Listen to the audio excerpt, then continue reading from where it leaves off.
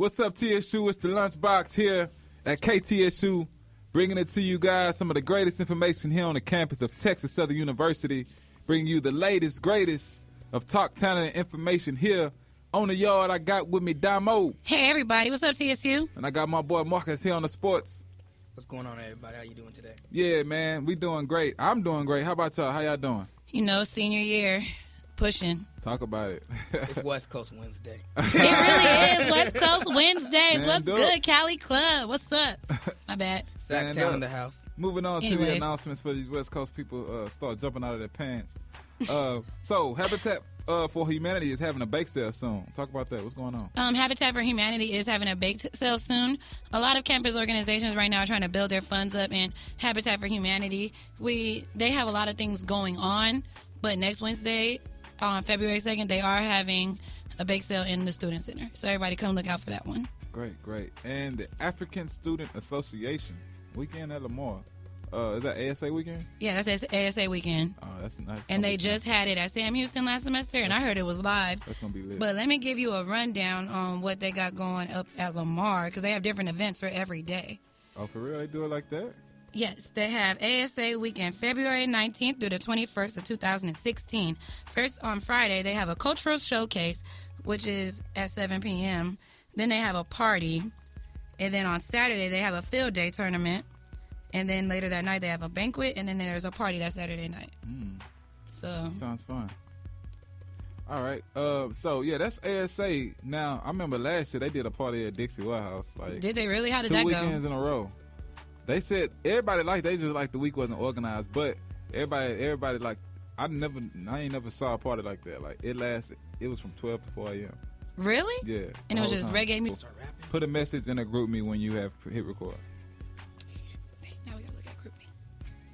You ain't even in the group me. I set up. Mic She hit record? 1 2 1 2 Mic check it. Don't make it shit.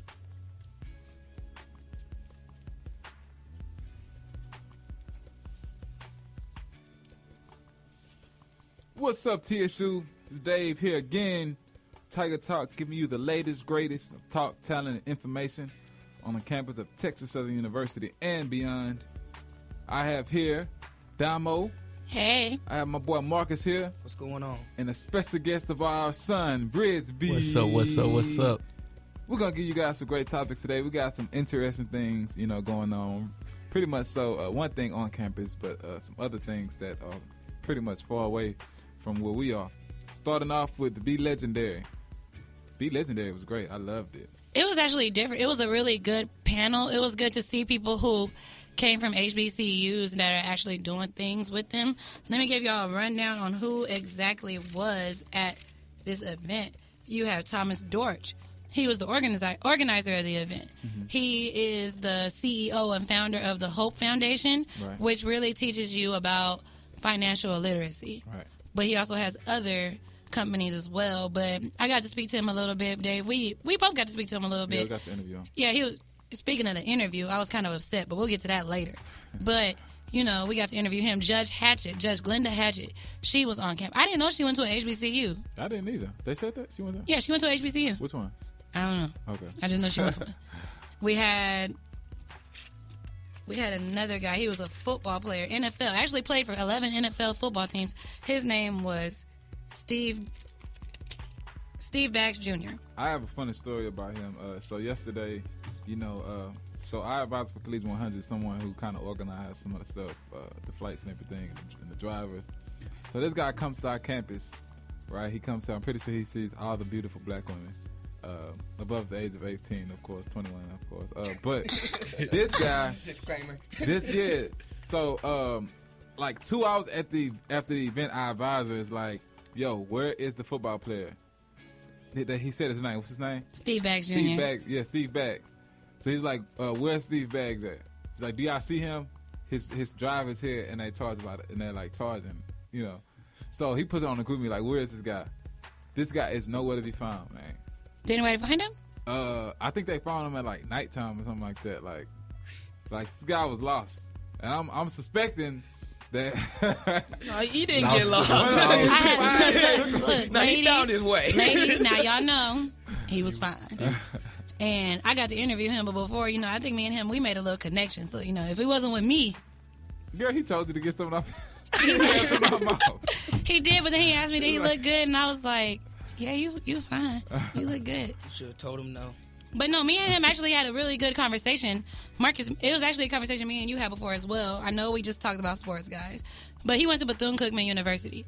And we were talking about how last semester was the first Celebration Bowl for HBCUs, but also how black colleges weren't really allowed to attend the NCAA football championship game. Like, we weren't even allowed to be in the running because we already had our own championship bowl. Right. So it was pretty interesting to hear it because I was like, if we were able to get this type of publicity, or for the simple fact that he went to Bethune-Cookman, which is a HBCU, it's in the MEAC, and he played for 11 different NFL teams, and now he's an actor in Tyler Perry. But when you see him, you wouldn't know he went to an HBCU.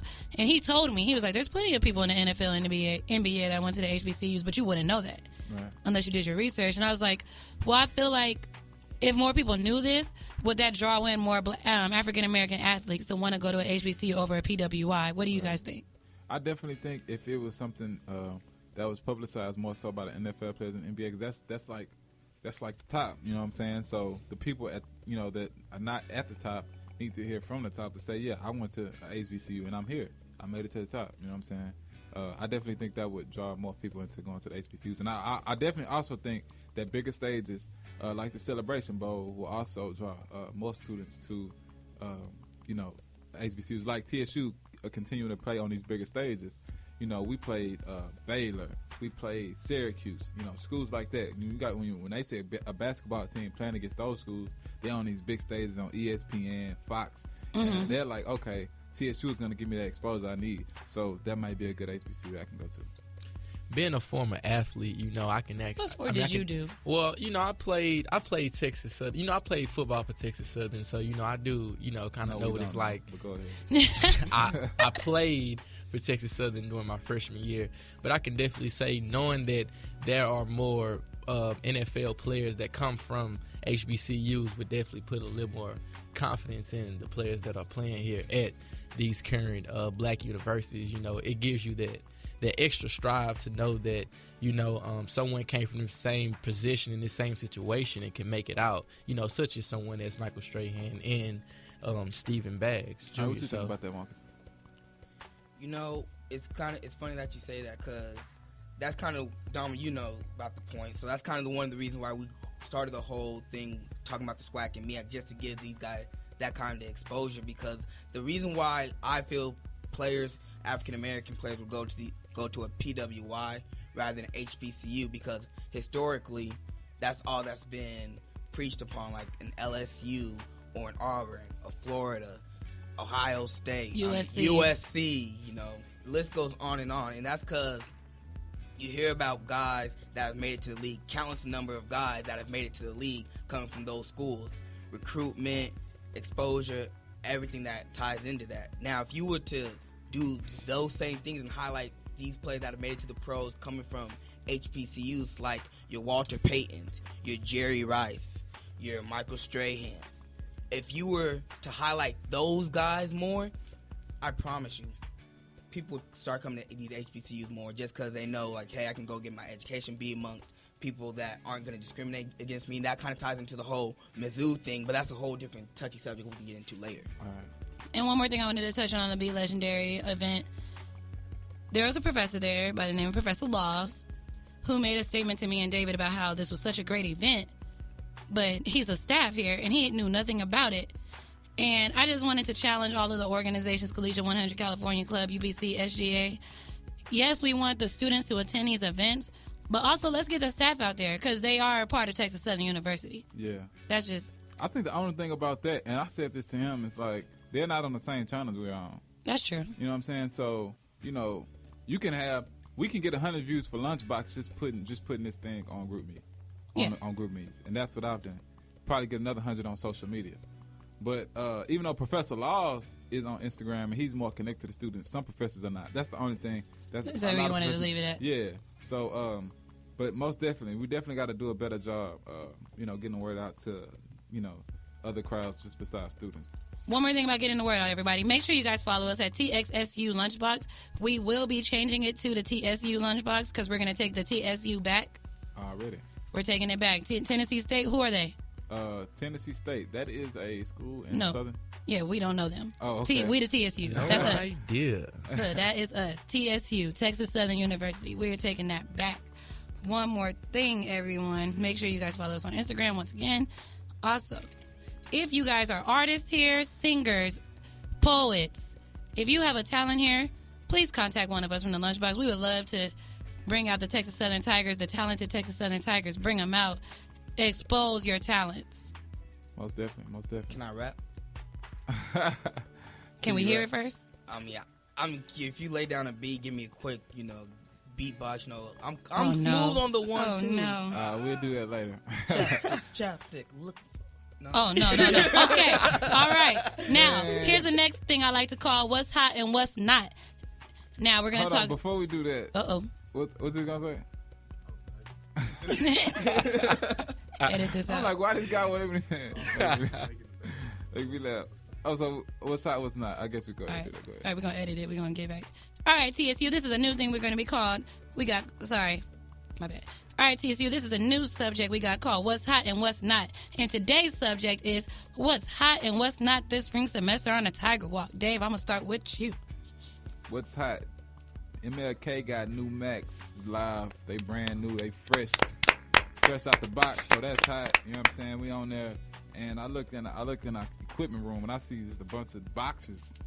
So I'm like, I don't know what's in these boxes, but they in the camera equipment room. So I'm guessing that it's new camera equipment. I'm looking forward to playing with the new camera equipment, even though they always give me a hard time when I ask for equipment. But we can talk about that later. Oh, Lord. What's hot, Marcus? What's hot on the yard, man? Man, it's a new semester, spring semester. I get to see a lot of beautiful faces, a lot of great people walking up and down this Tiger Walk, and that's always a blessing, man. Because you got to think about it. That break is Was over long. a month long, and we all get 5 tired months. of being at home and doing the same nothingness. I swear, man. The same I nothing swear. every day. So it's like after like that first 3 weeks, I'm saying 3.5 maybe. You're like, dang, when does the semester start? When in school, get back into it. Son Brisby. Yes, sir. Yes, What's up, sir. ugly man? What's hot, bro?